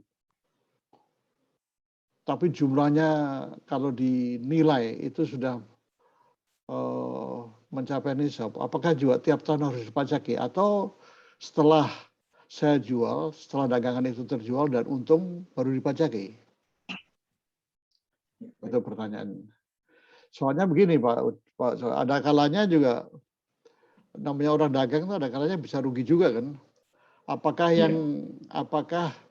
yang dipajaki itu katakanlah kita hitung 1 tahun, dagangan kita apa saja yang sudah terjual, untungnya berapa, ruginya berapa, netnya yang baru dipajaki. Itu Pak Coy. Iya. Terima kasih. Jadi itu pertanyaannya dan tadi komentarnya. Terima kasih. Baik, terima kasih. Langsung Pak Ustadz. Ya, baik, terima kasih. Yang pertama tadi, saya secara pribadi juga memiliki cita-cita yang sama dengan Prof. Narawi dan Pak Muhtadi tadi ya. Tapi nampaknya ini justru peran Prof. Nahrawi ini yang bisa memainkan, yang punya akses terhadap pemegang otoritas di Kementerian Ekonomi dan Ya, Kementerian upaya Keuangan. udah diikhtiarkan, Bro. Pak Coy, upaya udah diikhtiarkan. Ya, kalau guru ngaji itu ya ngajak inilah main di bawah-bawah aja Pak gitu Pak. Nah itu yang pertama. Makanya kemudian tadi jawaban saya normatif ya. Selama pemimpin otoritas belum melakukan itu ya kemudian meskipun mungkin juga tidak solutif ya pajak itu kewajiban warga negara gitu, kewajiban negara ya. Sementara zakat itu adalah kewajiban agama. Nah, jadi dalam implementasinya pengelolaan zakat itu memang meskipun disebut secara sharing potensi ekonomi dari orang yang punya kepada yang tidak, tetapi di dalam syariah sudah ditentukan itu mekanismenya yang tidak bisa digunakan kecuali untuk 8 asnaf tadi. Itu untuk mungkin yang pertama. Yang kedua terkait dengan zakat perdagangan. Jadi zakat perdagangan ini adalah zakat yang dikeluarkan dari harta niaga. Jadi kalau dalam bahasa Arabnya disebut dengan urut tijarah. Jadi komoditas-komoditas yang dipersiapkan untuk diperdagangkan. Nah, sedangkan harta niaga adalah harta atau aset yang diperjualbelikan dengan maksud untuk mendapatkan keuntungan. Nah, dengan demikian, maka dalam harta niaga harus ada 2 motivasi. Yang pertama adalah motivasi berbisnis, dan yang kedua adalah motivasi untuk mendapatkan keuntungan. Tentu ketika tidak untung, kewajiban ini tidak bisa ditunaikan. Harta perdagangan yang dikenakan zakat itu dihitung dari aset lancar, dikurangi hutang yang berjangka pendek. Jadi artinya penghitungannya harus dipastikan ya. Jika selisih dari aset lancar dan hutang tersebut ada mencapai nisab, maka wajib dibayarkan zakatnya. Jadi kira-kira mudahnya seperti itu Prof. Nah, adapun nisabnya tadi sudah sempat disebut yaitu 85 gram emas dengan tarif ya kalau mungkin bahasanya atau kadar kalau dalam bahasa syariatnya itu adalah 2,5%. Jadi misalkan kalau ada seseorang itu memiliki aset usaha senilai 200 juta aset usaha dengan hutang jangka pendek senilai 50 juta, maka 200 juta tadi dikurangin 50 juta, maka kemudian terlihat hasilnya dan ternyata hasilnya sudah mencapai nisab. Nah, dengan demikian maka hasil dari pengurangan tadi itu dikalikan dengan 2,5%. Jadi kalau seandainya ada kerugian ya itu termasuk yang jadi pengurang tadi Pak ya. Kalau seandainya ada kerugian termasuk menjadi kerugian dan itu dilakukan memang selama 1 tahun. Jadi kalau pertanian itu dihitungnya adalah ketika panen, tapi kalau harta mal secara keseluruhan itu dihitungnya setiap 1 tahun. Nah, oleh karena itu terkait dengan profesi ini, para ulama kemudian kalau pakai setahun itu khawatirnya orang itu jadi berat mengeluarkannya.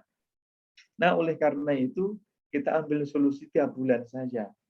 Sehingga kalau di dalam pencatatannya Pak, mohon maaf, kalau di dalam PSAK-nya, orang yang bayar zakat selama per bulan itu dianggap titipan dulu Pak. dianggap titipan dulu. Jadi nanti dia akan betul-betul sudah menjadi nilai zakat kalau sudah selama 1 tahun. Karena zakat ini adalah terhitung melalui 1 tahun. Tapi ada sebagian ulama lagi yang mengatakan karena profesi ini mirip sekali dengan pertanian, maka kita akan terapkan sebagaimana pertanian terapkan. Dikeluarkannya pada saat panen, dikeluarkannya sebanyak 5%. Nah, sekarang bayangin, Pak, kalau ada orang harus bayar zakat 5%, kira-kira keberatan apa enggak gitu. Setiap bulan 5% bayar zakat gitu kan. Nah, oleh karena itu, maka kemudian ada ulama yang memberi solusi tadi, jalan tengah. Jalan tengahnya apa? Jalan tengahnya itu nisabnya diambil dari pertanian, sementara kadarnya diambil daripada emas dan perak. Itu sesungguhnya solusi-solusi yang dikemukakan oleh para ulama untuk memberi solusi kepada masyarakat. Saya rasa begitu, Prof. Nahrawi. Boleh saya nambah Mangga. pertanyaan? Mangga, Prof. Jadi tadi yang dihitung tuh dari asetnya, bukan dari labanya ya? Jadi dari aset, Pak. Iya. Jadi bukan labanya doang. Bukan labanya doang. Jadi misalkan karena aset sendiri itu kan juga sudah bernilai, Pak. Betul sekali. Iya. Tapi kalau dagangan itu nggak laku-laku, lama-lama habis. Nah, oleh karena itu tadi kan syaratnya tadi motivasinya adalah bisnis dan kemudian punya keuntungan. Karena zakat sendiri itu kan namanya nama, Pak, berkembang. Jadi kalau setiap segala sesuatu yang memiliki potensi berkembang, maka dia akan dikenakan dana zakat. Makanya Pak, kalau orang itu punya emas, dan dia kan bisa setiap dalam jangka waktu tertentu bisa habis, Pak. Tahun sekarang 2%, nanti 2,5%. Nah, cuman mungkin persoalannya emas itu kan nilainya selalu nilai nominalnya, Pak ya. Ini saya bicara di guru besar ekonomi, takut salah saya. Jadi kalau emas itu kan sesungguhnya tidak tepat kalau disebut sebagai alat untuk investasi ya. Karena dia hanya menjaga nilai. Wallahu a'lam bishawab. Ya, nah, satu lagi, misalkan ini masih kaitannya dengan barang dagangan tadi. Saya punya rumah, satu-satunya rumah ditinggali, tapi begitu ada yang menawar dan kira-kira untung, saya jual. Nah, itu pajaknya apakah pajak nilai jual atau pajak dari selisih harga? Kalau pajak mungkin maaf bukan pajak, zakat maksud saya. Zakat. Kalau saya ngelihat gini, Pak, kalau rumah itu adalah rumah tempat tinggal kita, maka nggak ada pajak, nggak ada zakat di situ, Pak. Sama seperti emas yang dipakai oleh ibu-ibu itu jangan dihitung dulu. Makanya harus ada kelaziman. Kira-kira seorang ibu menggunakan barang berharga itu berapa belas atau berapa puluh begitu. Jadi kalau seseorang itu memang dikumpul-kumpulkan punya 85, menurut hemat saya itu belum wajib. Kenapa? Karena ada emas yang dia fungsinya sebagai perhiasan, ada emas yang memang dia ini sebagai aset kekayaan. Jadi kalau orang itu cuma betul-betul semuanya dikumpulin, mulai dari gelang, kalung, semuanya dikumpulin cuma 85, menurut hemat saya belum terkena zakat. Kenapa? Sebab dari 85 itu ada yang dia ini harta perhiasan, bukan harta yang bersifat aset tadi. Itu, Pak.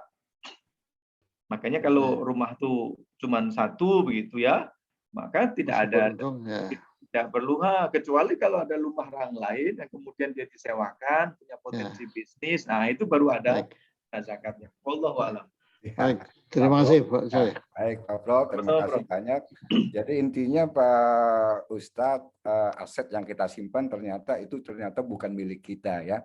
Ketika kita bayarkan zakatnya setiap tahun, akhir-akhir habis juga. Itu menunjukkan bahwa kita tidak memiliki apa-apa. Semua itu adalah milik Allah Subhanahu wa taala. Kira-kira begitu Ustadz.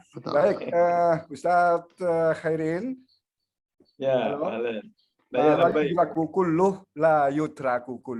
kita ingin terus lebih lanjut, akan tetapi waktu jualah membatasi kita. Tidak mungkin kita membicarakan zakat ini untuk kita. Paling tidak ketika kita mengambil air dalam sumur, airnya tidak masuk, paling tidak embernya sudah basah gitu sedikit ya. Ya insya Allah di lain kesempatan nanti kita akan lanjut lagi. Kalau semuanya nanti kita nggak masuk-masuk nanti. Baik, sebagai penutup Pak Ketua DKM silahkan untuk memberikan sambutannya.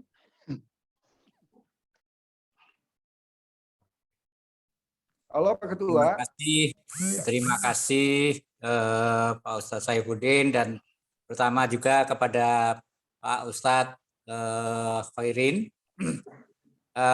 yang telah memaparkan ilmunya kepada kita semuanya yang insya Allah ini bisa membuka wawasan dan juga hati kita untuk lebih sadar lagi. Saya yakin bahwa teman-teman semuanya itu sudah sadar, tapi ini menjadi lebih gamblang dan kesadaran kita. Ya memang yang saya garis bawahi kadang-kadang itu ada dalam situasi di negara kita, ya seperti kami yang di DKM ini sebetulnya juga gampang gitu. Banyak jamaah yang menitipkan zakat kepada kita, tapi dari penjelasan Pak Khairin tadi sebetulnya DKM itu nggak punya wewenang gitu untuk menerima dan kemudian menyalurkan, karena kita terus terang juga tidak ada ilmunya gitu. Sementara sisi lain tadi bahwa nasnya itu sebetulnya zakat itu harus diambil oleh amil yang sah, dalam hal ini tentunya yang disahkan oleh negara. Nah ini juga menjadi PR buat tentunya teman-teman pengurus DKM Al-Fauzin untuk kita nanti mendiskusikan lebih lanjut langkah apa yang harus, jangan sampai juga maksud baik kita tapi sebetulnya kita justru melanggar hal-hal yang sebetulnya tidak diperkenankan. Itu teman-teman. Sekali lagi matur nuwun Ustadz Khairin atas pencerahannya. Terima kasih. Saya kira segitu. Terima kasih. Assalamualaikum warahmatullahi wabarakatuh. Mohon izin Pak Kiai sedikit saya ngomentari dari Pak Ketua DKM tadi. Halo? Ya? Ya, lanjut.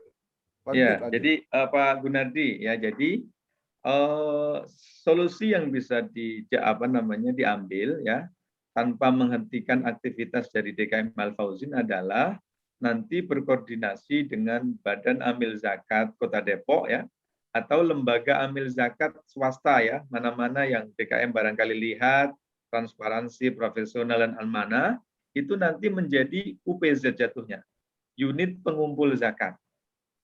Nah, nanti di dalam peraturannya di Basnas itu ada aturannya. Jadi nanti artinya secara regulasi DKM Al-Fauzin itu tidak melanggar syariah dan juga undang-undang, tapi pada saat yang sama juga tetap bisa menjalankan aktivitas penerimaan zakatnya. Nah, nanti dari pihak Basnas atau dari pihak Lasnas itu akan melakukan akan memberikan formula tentang bagaimana UPZ ini juga diperkenankan untuk menyalurkan, tapi nanti pelaporannya tetap kepada Basnas, sehingga kita sebutnya sebagai UPZ, unit pengelola zakat. Saya rasa ini yang paling aman ya, dan memang cara itu yang sudah dijalankan di beberapa tempat begitu ya. Terima kasih. Terima kasih Pak Ustadz, juga terima kasih Pak Ketua DKM yang mungkin barangkali nanti suatu saat akan kita diskusikan, tapi mudah-mudahan secara syariat kita tidak melanggar. Ya. Baik Bapak dan Ibu sekalian, seluruh yang hadir di sini tanpa kecuali, demikianlah pengajian kita pada pagi hari ini, dan kami berharap terus hadir bersama kita di setiap hari Ahad yang merupakan pengajian yang berbasis keilmuan sehingga menambah wawasan kita, menambah iman dan takwa kita. Oleh karena itu, apa yang disampaikan Ustadz tadi, saya rasa kalau kita kembali kepada kajian-kajian telah lalu, maka akhirnya kita, oh ternyata ini ada kiasnya, oh ternyata ini ada usul fiknya yang masuk, sehingga, nah inilah mungkin kajian-kajian kita yang berbasis keilmuan, yang menambah wawasan keilmuan kita. Baik, sebelum kita akhiri, silakan Ustadz, monggo kami berharap untuk bisa membacakan doa. Baik. Bismillahirrahmanirrahim. A'udzubillahi minasyaitonir rajim. Bismillahirrahmanirrahim. Alhamdulillah. Alhamdulillahirabbil alamin wassalatu wassalamu ala asyrafil anbiya'i wal mursalin wa ala alihi wa sahbihi wa man tabi'ahum bi ihsanin ila yaumiddin. Allahumma afina wa'fu anna warḍa anna bi rahmatika ya akramal akramin. Allahumma inna nas'aluka ilman nafi'a wa rizqan wasi'a wa amalan mutaqabbala. Allahumma ya Hannan ya Mannan ya Dzal Jalali wal Ikram ya Hayyu ya Qayyum as'aluka an tarzuqani zawjan salihan tu'inuni fi umuri dini wa dunyaya innaka ala kulli syai'in qadir. Allahumma ighfir dhanbi wa ahsin farji wa tahhir qalbi waghfidni minal wuqu'i fil haram waghfidni minal wuqu'i fil haram warzuqni bizzawj alladhi huwa khairun li wa ana khairun lahu. Allahumma inni a'udzubika min bawari wa ta'akhuri rizqi wa an tarzuqani az-zawj as-salih wa taqna'uni bihi wa ahli wa taqna'uhu wa ahlahu bi wa tarzuqani adh-dhurriyyata as-salihah wa tu'inuni ala tarbiyatihim ya rabbal alamin. Rabbana taqabbal minna innaka antas samiul alim wa tub alaina innaka antat tawwabur rahim. Rabbana atina fid dunya hasanah wa fil akhirati hasanah wa qina adzabannar. Wa sallallahu ala abdika wa rasulika sayyidina Muhammadin wa ala alihi wa sahbihi ajma'in wa sallama tasliman katsiran walhamdulillahi rabbil alamin. Terima kasih. Dengan doa tadi, maka berakhir pula kajian kita pada malam hari ini. Atas nama kerabat kerja yang bertugas, Ketua DKM selaku penanggung jawab, Bapak Anton Cahyo Raharjo selaku pengarah acara, Bapak Angga dan Radon sebagai di meja putar, dan Ibu Dea selaku admin, dan saya sendiri Saifuddin M. Sayuti selaku pembawa acara. Kurang lebihnya mohon dimaafkan. Sampai bertemu di hari Ahad yang akan datang dalam kajian yang berbeda. Wallahul muwaffiq ila aqwamit thariq. Wassalamualaikum warahmatullahi wabarakatuh. Waalaikumsalam warahmatullahi wabarakatuh.